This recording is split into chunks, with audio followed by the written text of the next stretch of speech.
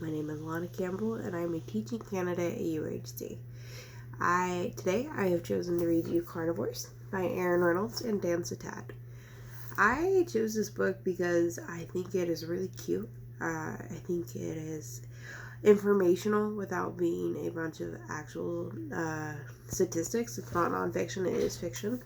So I think it does a really good job at bridging the gap between the two contexts. And I don't know, I just really enjoyed it. So here it goes. This is Carnivores. The lion is known throughout the animal kingdom as the king of beasts. The great white shark is the most feared predator in all the oceans, and the timber wolf's howls strike terror into the hearts of fuzzy woodland creatures everywhere. But even savage carnivores get their feelings hurt. Oh, sorry, I already have post-it note questions for the reading. The lion tries to ignore it when the gazelles whisper behind his back.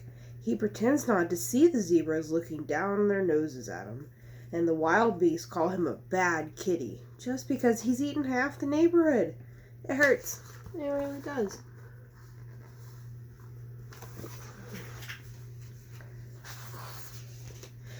The great white shark?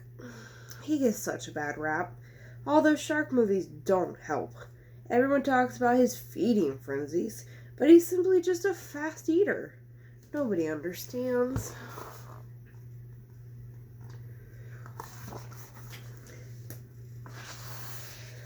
And the timber wolf almost never eats little girls. That Little Red Riding Hood story is very misleading.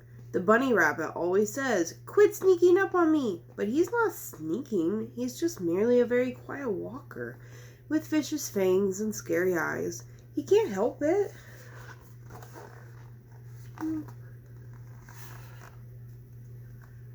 He's crying.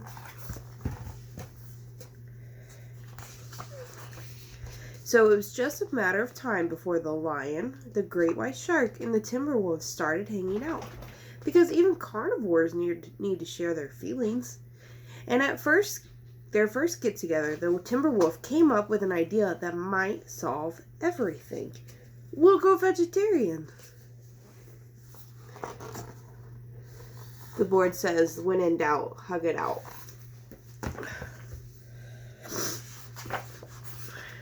The lion tried to enjoy his salad, but leaves and bark kept getting stuck in his razor-sharp teeth. And the great white shark ate nothing but seaweed for a whole day, but it left a whole horrible kelpy aftertaste in his mouth.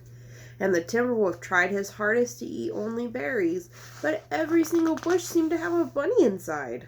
They realized that becoming vegetarians was a silly idea in the first place.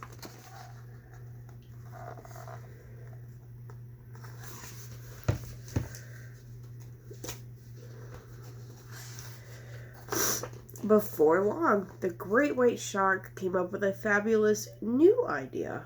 The disguise plan. New outfits will blend right in.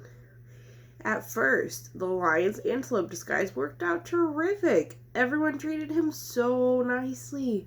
But when other antelopes smelled his zebra breath, it was all over.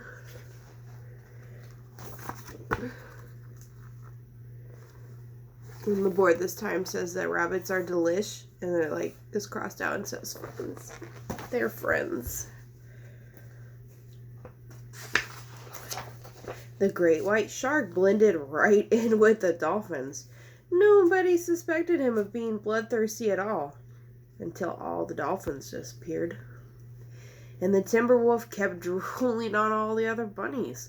This guy's idea was a bud, which was very frustrating, which made them all hungrier than ever.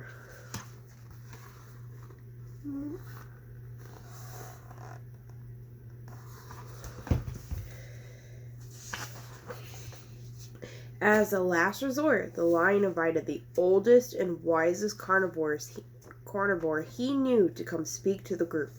He, the great horned owl, was happy to be included. "What should we do?" asked the lion. "Everyone is mean to us," said the great white shark. "I never know what to say," said the timber wolf. The owl smiled. It used to hurt my feelings too, but now I just remind myself I'm not bad. I'm a carnivore. Eating meat is just what I do.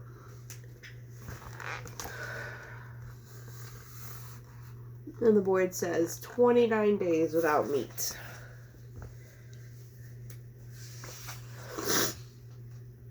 I'm not bad, whispered the lion. I'm a carnivore, confessed the great white shark. Eating meat is just what I do, declared the timber wolf. The wise old owl was brilliant.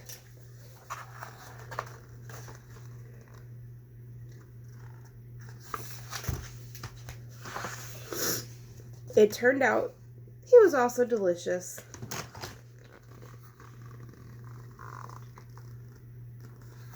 Oh, maybe that was a bad idea for the owl. These days, things are different. The lion doesn't dread going into the watering hole anymore. When the zebras give him nasty looks, he smiles his friendliest smile and then eats them. He's got a tail sticking out.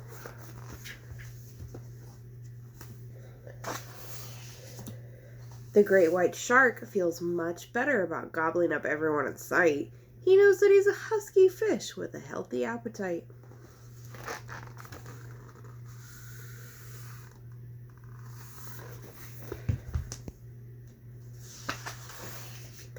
And when the timber wolf gets the munchies, he doesn't think twice about grabbing a handful of bunnies.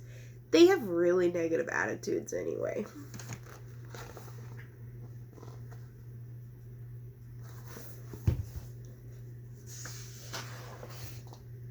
After all, they're not bad. They're carnivores.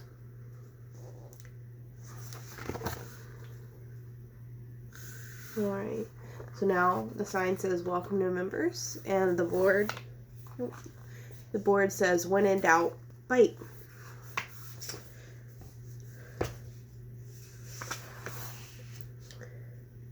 Eating meat is just what they do.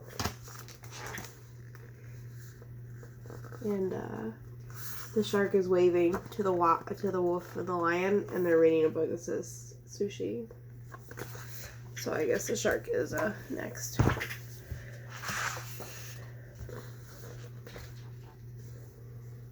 The end. Alright, I hope you like this book.